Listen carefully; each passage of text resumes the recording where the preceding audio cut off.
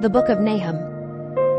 Chapter 1. The Burden of Nineveh. The Book of the Vision of Nahum the Elkoshite.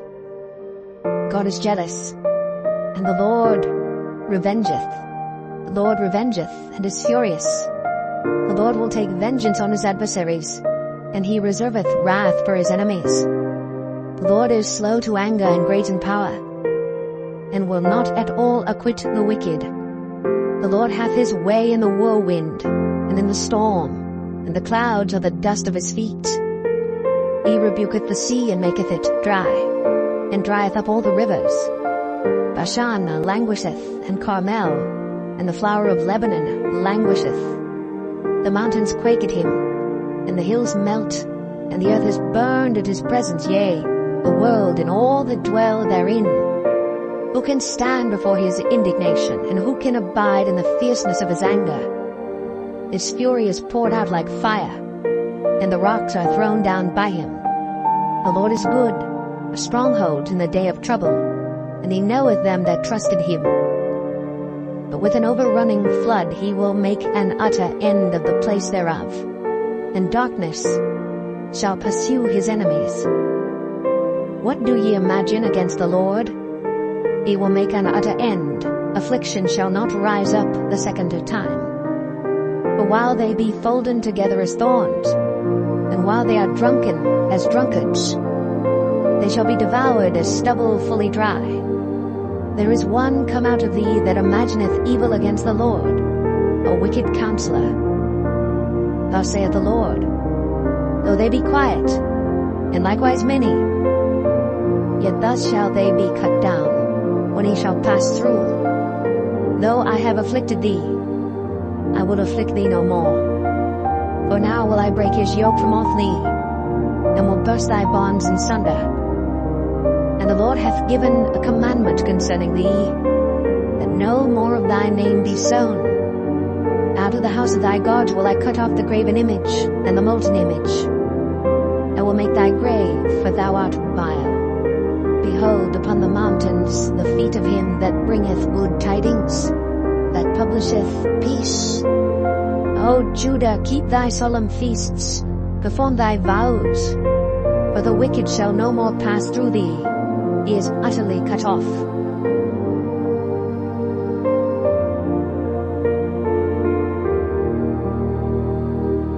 Nahum 2. He that dasheth in pieces is come up before thy face. Keep the munition, watch the way, make thy loins strong, fortify thy power mightily. For the Lord hath turned away the excellency of Jacob, as the excellency of Israel. For the emptiers have emptied them out, and marred their vine branches. The shield of his mighty men is made red, the valiant men are in scarlet.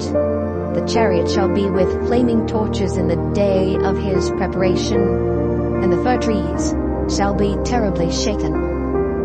The chariots shall rage in the streets.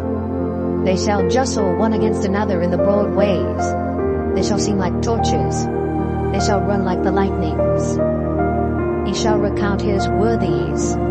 They shall stumble in their walk. They shall make haste to the wall thereof, and the defense shall be prepared. The gates of the rivers shall be opened, and the palace shall be dissolved.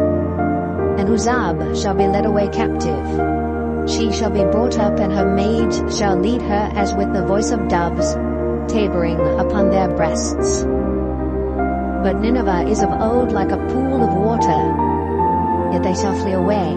Stand, stand, shall they cry, but none shall look back. Take ye the spoil of silver, take the spoil of gold, but there is none end of the store and glory out of all the pleasant furniture. She is empty and void and waste, and the heart melteth, and the knees smite together, and much pain is in all loins, and the faces of them all gather blackness. Where is the dwelling of the lions, and the feeding place of the young lions? Where the lion, even the old lion, walked, and the lions whelp, and none made them afraid.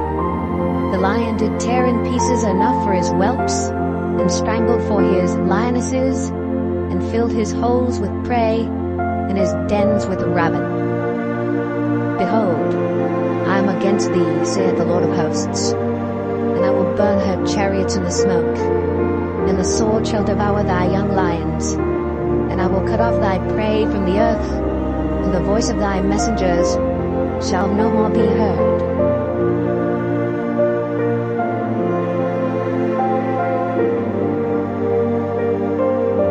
Nahum 3.